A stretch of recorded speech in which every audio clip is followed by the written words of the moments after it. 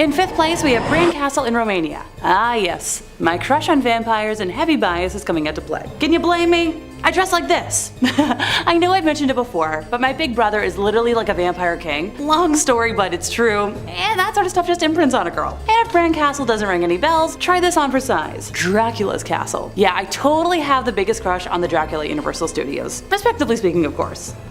Cripes. Where was I? Right. Bran Castle is linked to the historical character who inspired author Bram Stoker, that being Vlad III Dracula, otherwise known as Vlad the Impaler. He is often considered one of the most important rulers in Wallachian history and a national hero of Romania. Now, while he wasn't fond of draining life force like the legend he went on to inspire, his preference for impaling his enemies on stakes in the ground and leaving them to die earned him the name Vlad the Impaler. He inflicted this type of punishment on all enemies, but notably, as he retreated from a battle in 1462, he left a field filled with thousands of impaled victims as a deterrent to pursuing Ottoman forces. Now, some believe Bran Castle was one of the sites in which Vlad reigned terror on Transylvania. Nowadays, it serves as a museum, and other must-see spooky sites within its walls include a golden casket that holds the heart of Romania's Queen Marie. In 4th place, we have Chillingham Castle in England. So billed as Britain's most haunted castle, Chillingham Castle has a horrific history of prisoner-ridden dungeons and well-used, punishment chambers. Look, the interweb doesn't like me using the T word when talking about people, but punishment is the next best way to describe it. Its roll call of resident ghosties include the whimpering blue boy, the pantry's white lady, and the perpetually lonesome Lady Mary Berkeley. Now, obviously I'm going to talk in detail about the spirits. Y'all know how much I love a good mystery lady, so I'll start with her. Why leave the best for last when I can choose instant gratification? In what is called the inner pantry, a frail figure in white is known to appear. So the silver was stored there once upon a time, and a footman was employed to sleep there and guard it, which, sounds like a pretty easy job for the most part. Historically, one night, when the footman had turned in to sleep, he was accosted by this lady in white, and she was very pale, and she begged him for water. And originally he thought it was one of the castle guests, so he turned to obey, before he remembered that he was, locked in and no visitor could possibly have entered. When he turned back to confront her, he found she had vanished. Now the same pale figure is seen to this day, and it is thought the longing for water suggests poisoning. Heck of a way to go, but let's move on to the blue boy, shall we? Also known as the radium boy, he's a phantom known to haunt the pink bedroom, my favorite color. His pitiful cries can be heard at the stroke of midnight, and he appears as an orb or a halo of blue light, often close to a passage leading to a tower. The glowing figure occasionally manifests itself as a little boy dressed in blue, ergo how the moniker came to be. This apparition has been linked to the bones of a little one found walled up in the castle, which were found during renovation work in the early 20th century. Remnants of moldering blue fabric were discovered along with the skeleton. Poor fellow. I hope he gets the chance to cross over someday. Well, we can't forget to mention the tragic Lady Mary Berkeley, who passed in 1719. She was the wife of Lord Grey of Wark and Chillingham, who abandoned her to run off with her sister, Henrietta, causing,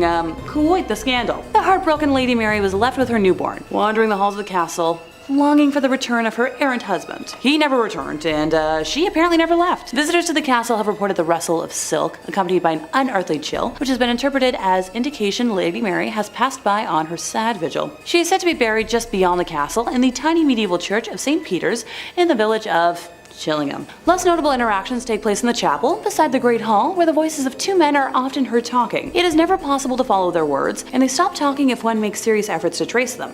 So, who wants to spend a night there? Fine, I'll call up my close friends and beg them. Number 4 on this list is the Husa Castle. This is right up there as being a castle to hell, if you ask me. CN Traveler says, located about an hour north of Prague, Husa Castle has no fortifications, no kitchen, and had no occupants when it was built. It does, however, have something within its walls that no other castle in the world has: a large hole in the ground that many consider to be the gateway to hell. Husa was strategically built over the hole, which is fabled to be bottomless, to seal up the gateway and keep demonic creatures from entering our world. The demons are said to be trapped in the walls of the lower level. Here's where the story gets really creepy though. Before sealing it off, nearby prisoners were granted pardons if they would agree to be lowered into the hole by a rope and report back what they saw. When the first prisoner was lowered, he started screaming after a few seconds. When he was raised back up, the story goes, he appeared to have aged 30 years. So there is literally a gateway to hell here in this castle. That is so freaking cool, and at the same point, so freaking scary. Think about how many demons and ghouls must be running around this place all the time. The devil, for all we know, might claim this castle as his own and show up here regularly. And then there's the whole story with the prisoner. How in the hell did that happen? He gets lowered down and then seconds later raised back up only to be 30 years older? I wonder if this indicates to us that time moves a lot faster in hell. Or maybe he lived 30 entire years in hell in the short time that it took us to reel him back up. Can you imagine 30 years in hell just dangling by a rope? That would be,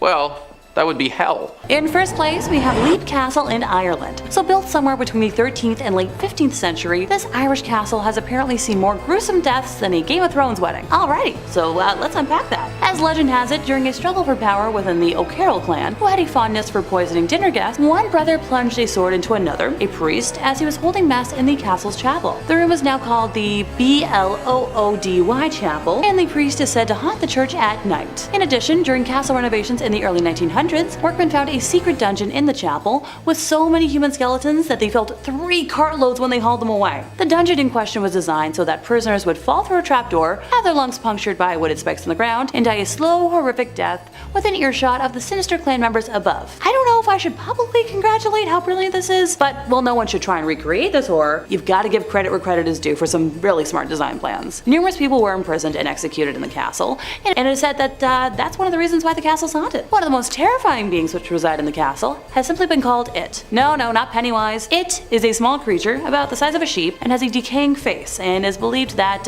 when it appears, it is accompanied by the smell of sulfur and the smell of a decaying corpse. Yeah, yucky. Yeah, no thank you, moving on. There are also the elementals, which are believed to occur mainly in the countryside, where they have attached themselves to a particular place. When the castle's ownership was transferred to the Darbys, Mildred Darby dabbled in the occult, as it was, the fashion during the day, and it's widely believed that this practice resulted in the awakening of the elemental. She even wrote about her frightening ordeal back in 1909. She was standing in the gallery when she felt someone put a hand on her shoulder, and when she looked, she saw a thing about the size of sheep with a gaunt inhuman face, black cavities for the eyes, and it had the smell of a decomposing corpse. Once again with the icky smells. Hard pass. Shadows are also seen wandering the priest's house, which has been an empty shell since burning in 1922. A burly man has been seen pushing a heavy barrel up the stairs. The barrel rolls down, and then the man and the barrel disappear. The Red Lady has been encountered by many people as well, and heck yes, a mystery lady. The story goes that the Red Lady is the ghost of a woman captured and sexually taken advantage of by the O'Carrolls, which resulted in pregnancy. The O'Carrolls killed the result of that, and in despair, this lady killed herself. The Red Lady has been seen carrying a dagger in her hand and raising it menacingly as if wanting to stab someone. And hey, sounds valid to me. 2 young ladies have been seen and heard playing in Leap Castle, and they go by the names of Emily and Charlotte. Now, Emily died at the age of when she fell from the battlements, and many people have seen her ghost falling from the castle and disappearing before hitting the ground. Well, I hope they're at least having fun together. I'm forgetting one last thing. Cripes. What is it? Oh, right! There is also the M-U-R-D-E-R hole room called the Muckle Hole Room. Look, the internet doesn't like that M word, but I couldn't just sidestep it, so I hope y'all can, spell. There's a red stain on the floor of that room, and it is said to be that of the man who was impaled to death by his brother during a quarrel for ownership of the castle. Yeah, that's an extreme case of sibling rivalry right there. Number 5 on this list is the Leap Castle. The Leap Castle is located in Ireland, and it's just a setting for a movie waiting to happen. CN Traveler says, built somewhere between the 13th and late 15th century, this Irish castle has seen more gruesome deaths than a Game of Thrones wedding. As legend has it, during a struggle for power within the O'Carroll clan, which had a fondness for poisoning dinner guests, by the way, one brother plunged a sword into another, a priest, as he was holding mass in the castle's chapel. The room is now called the Bloody Chapel, and the priest is said to haunt the church at night. And the horror doesn't end there. During castle renovations in the early 1900s, workmen found a secret dungeon in the Bloody Chapel with so many human skeletons they filled 3 cartloads when they hauled away. The dungeon was designed so that prisoners would fall through a trap door, have their lungs punctured by wooden spikes on the ground, and die a slow, horrific death within earshot of the sinister clan members above. Man, people really were nuts back then. Think about the dude who designed that kill chamber, putting down all the spikes. arranging them in such a fashion that they wouldn't kill somebody right away, but give them just enough time to feel the sheer agony of it all and hear a bunch of their enemies having dinner above them. Obviously, because of all of this, this castle is right up there as being one of the most haunted in the world. The ghosts of those who died in this chamber are said to haunt those who stop by. Their spirits are filled with rage and anger, and they want to take it out on all the people who come here. Like, this sucks, because it would be kind of interesting to tour this castle, but at the same point, I don't know if I even blame these guys. Like, if I had to die like that, then I feel as if I'd be a pretty bitter ghost about things as well. In third place, we have the Borgard Castle in Denmark. So in the northeastern Danish town of Dronninglund, Borgard Castle is renowned for its dark past. The most famous tale tells the story of Ingeborg Skeel, who acquired the castle in 1578 and drowned its architect in the moat so that he could never design another building as beautiful as this one. Well then, that takes gatekeeping to a whole new level. Skeel was an enterprising and highly skilled businesswoman, and therefore despised by a large percentage of the local population. Ah yes, a woman in power scaring people. I'd love to say I'm shocked, but not really. If anything, I'm just impressed. The stories about her evil misdoings are many, and after her death in 1604, she haunted the castle to such an extent that a priest was called in to perform an exorcism and lay her spirit to rest in a nearby marsh. People today report seeing Skeel's cranky ghost wandering through the castle at night dressed in white. Oh, don't worry, there's more. In the northeastern tower room, there is a stain on the floor, which originates from someone having been killed in that spot. The residue of an innocent life source that has been shed and cannot be removed. The stain was all but forgotten for many years, but when the room was renovated in 1987, the year I was born, the stain reappeared as many years varnish was sanded off. And no matter how much the floor is sanded, the stain always reappears after a few days. Also, in a display case at the castle lies the skin of a wild boar brought down in the castle grounds during the 18th century. As the wild boar was brought down on the border between Borgard and Hunsland, a minor feud arose, resulting in a sharing of the spoils. And since this castle got the skin, you can guess how that was split. According to legend, the wild boar skin must never be removed from the grounds, or the entire castle will come crashing down to the ground. Alrighty, so keep all the minimalist interior designers away from the castle, and anyone who wants to burn animal furs. It's not worth such a great haunted home for. Oh, and I guess history and architecture as well. But you gotta keep the ghosties happy. In second place, we have Pajama Castle in Slovenia. So built within a cave in the middle of a towering cliff, this castle, which dates back to 1272, is imposing by most visible standards. Once the residence of Knight Erazam Luger, Pajama has hidden passageways and was reputedly a site of vicious punishment and treachery. Now, Luger was betrayed by his servants and killed in the castle, and is said to haunt it still today. Now, because the castle was built to defend itself, it had some other surprises as well. It has holes in the ceiling of the entrance tower for pouring down boiling oil onto intruders and a very dark dungeon. There is a space in between the walls of the dungeon made to brick people in the wall, and bones have since been found inside the thick wall. Oh, cripes, I should really backtrack.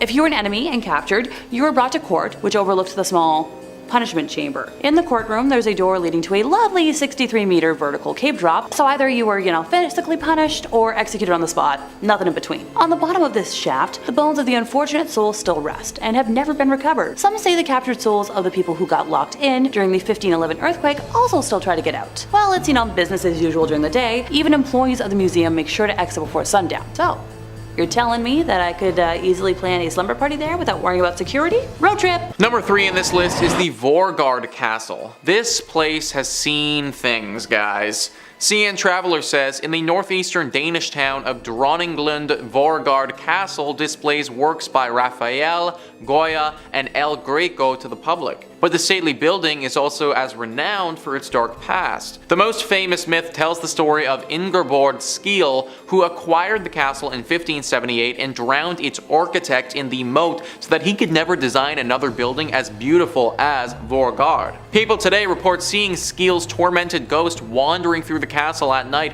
dressed in white. Even if you don't believe in ghost stories, you might still get goosebumps passing by Rosdenton, Borgard's most infamous dungeon. The room was designed so that an adult man can neither stand up straight nor lie stretched out, and there are no holes for light or air either. Ingeborg Skeel. What a freaking name, eh? Kinda sounds a bit like a robot, but I guess that was a human being back in the day. Also, let's take a moment and actively think about that dungeon there. So you can't stand up, but you also can't lie down, and there are no holes for light or air. Think about how horrible it would be to go in there. It'd just be a tiny little box. Like, getting put inside that thing would be the torture. You wouldn't need to do anything else to the person. This place's dark history has made it one of the most haunted spots in Denmark. Which is really too bad because, as CN Traveler described, the castle itself is remarkably beautiful. Number 2 on this list is Caloma. Now, I had to talk about this one because it's actually located in Toronto, Canada, and I have personally been to this castle before myself.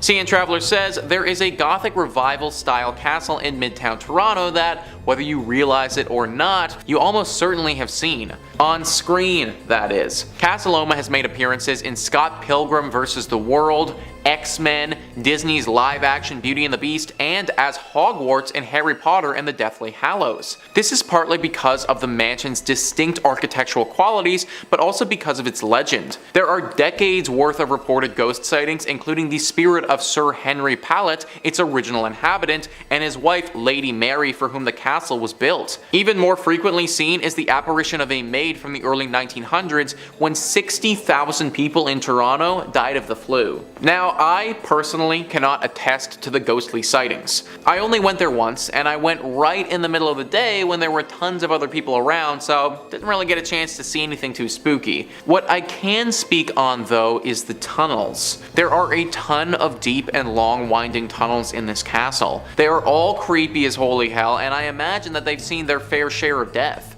I can't actively tell you not to go to this place, considering I personally have been myself, but I will say to tread with caution. And finally, number 1 on this list is the Bangar Fort. Located in India, this ancient fort has a curse that hangs over it. Deep in the state of Rajasthan, at the foot of the Aravalli mountain range, lies an abandoned 17th century ruined fort city. One piece of local lore says a sadhu who lived atop the nearest hill permitted the fort to be built under the condition that it not cast a shadow on his own home. Once his mandate was disobeyed, he cursed the city. Considered the most haunted place in India, entry to the popular tourist destination is strictly forbidden after sunset. Nearby villagers whisper of paranormal activity, but skeptics say the After Dark band's true intent is to protect people from the dwellers of an ancient tiger reserve. The gloomy aura and negative vibrations of Bangar Fort, however, are agreed upon by believers and non-believers alike. I don't know if I buy into the whole protection from tigers thing. Everything that I've read about this place and the personal accounts that people have reported seem to indicate that something evil and paranormal is definitely afoot. It seems that somebody really likes the sun, and having anything get in the way of that causes them a big problem. So much so that they curse the place and the whole freaking city. Demon-like creatures have occasionally been reported. They're said to be a cross between a werewolf and a slug-like creature. Really weird looking, apparently. Locals are always on the lookout for them and tell their kids never to wander off too far to the fort for fear that they may never return.